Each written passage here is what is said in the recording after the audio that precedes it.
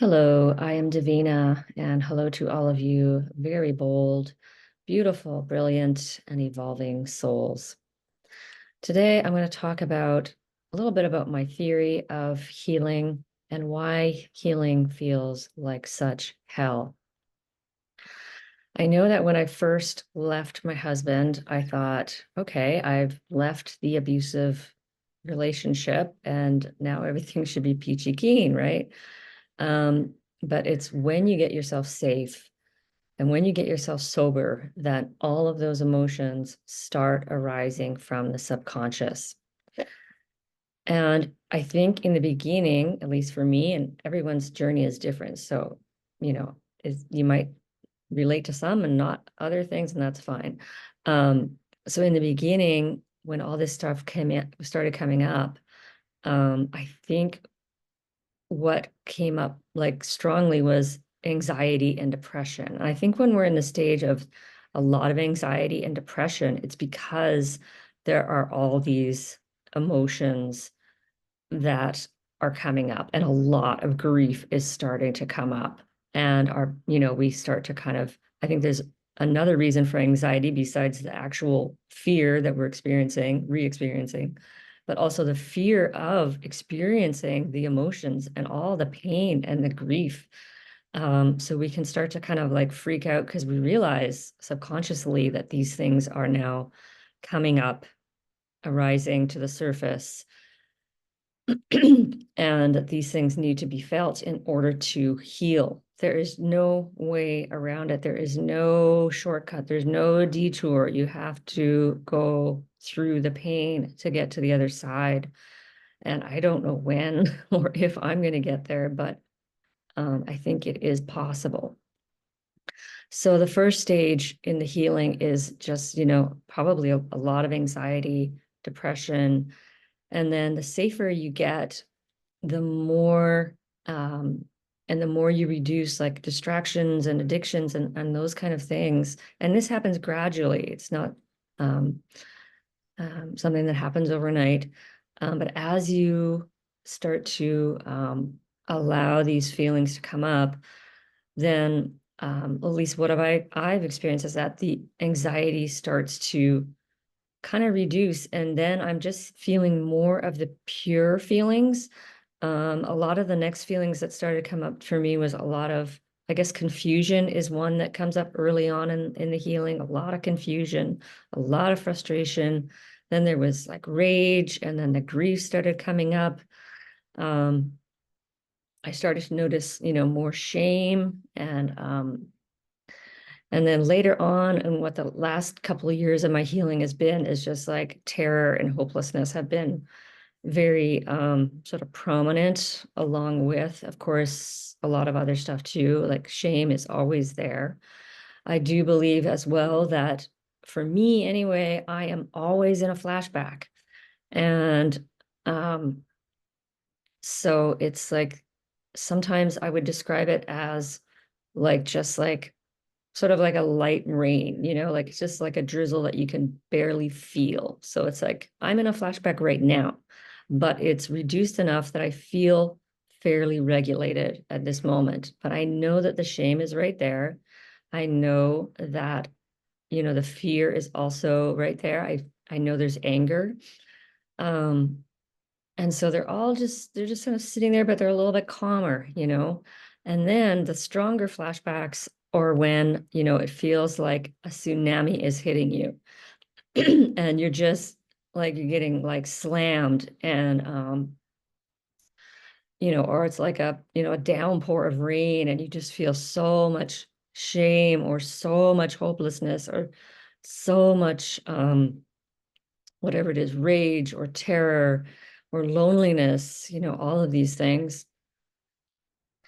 And so I think to me, like, I think all of humankind is basically, unless you're either in denial or you're awakened. These are the two kind of places. But what we're in is the healing middle, the limbo place where we're not in a denial state fully anymore, but that denial is starting to sort of peel away or melt away day by day as we realize the truth of things, of what happened and who we are and all that stuff. And gradually as the denial comes off or comes away, I believe it is possible to reach that awakened state where all denial is gone and you're living in truth, where you're not living from your subconscious any longer and you're living fully consciously. And so this in-between state is, I mean, probably it's healing hell. You're in denial and it's not good to be in denial. Well, not good, but I don't want to use good and bad, but denial is denial. It's a protective thing that has served us in our childhood so that we could survive that. We're just like in that childhood, like, this isn't happening. This isn't happening. This was our basic way of getting through this. My parent is not doing this right now. My parents shouldn't be doing this. My parents should be doing this. There was a lot of shoulds in this fantasy world. And then as we move out of that into the healing space, and all these emotions that we had suppressed and repressed, I guess repressed is the right word, repressed in our childhood, then start to come up. And I don't know exactly how it happens. I don't know if anyone really knows. Pete Walker describes it as, your amygdala is being hijacked.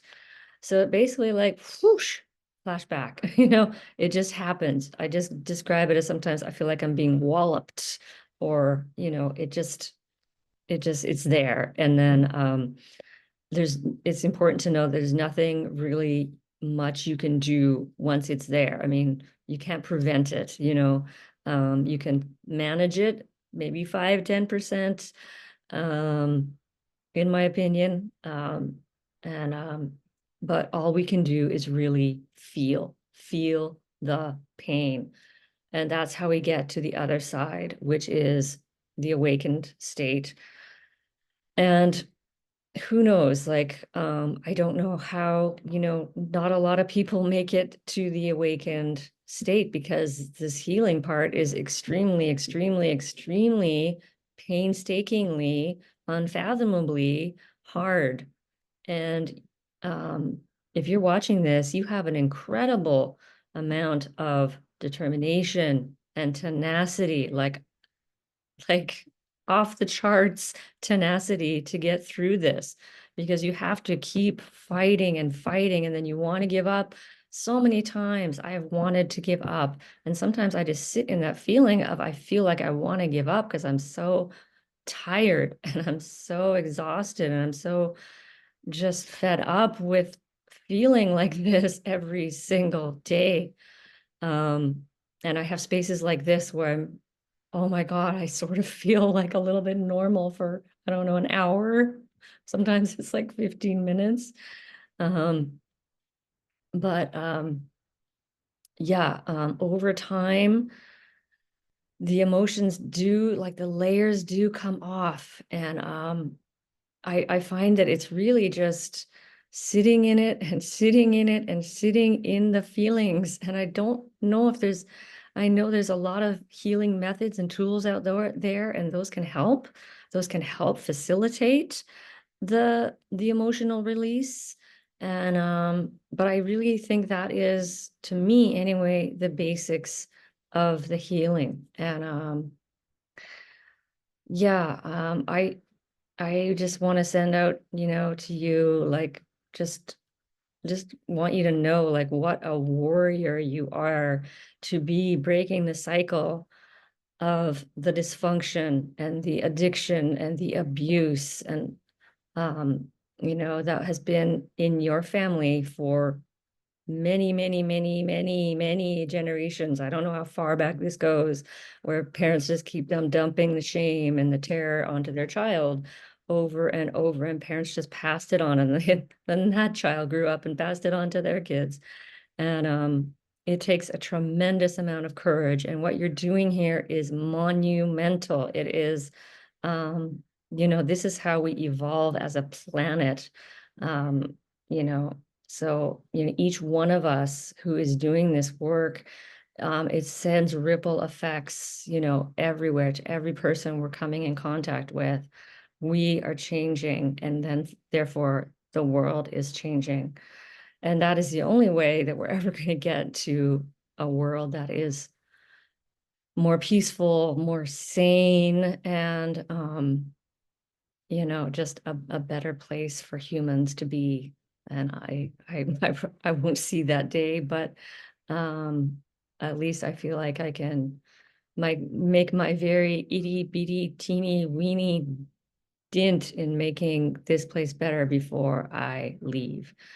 So anyway, I just wanted to share that with you today. And yeah, always thinking of you. And I'm really wishing you so many blessings on your journey of healing and awakening. Um, Hold on. If you're going through a real dark patch, just hold on and think maybe, in a month from now. That's one thing I learned about C-PTSD also, is that it changes. If you're going through one kind of hell 1 month, it'll be a different kind of hell a month later or 2 months later. So if you can just get through that hell, like there'll be something else. At least it'll be different. So, and it does get better. I've just noticed, like, I'm still going through a lot, but it's just not as quite as heavy as it used to be. That's all I can say. So there is possibility with hope, with healing, there is hope. So hang on. And thanks always for watching. And I'm Davina at Boldness Blooming.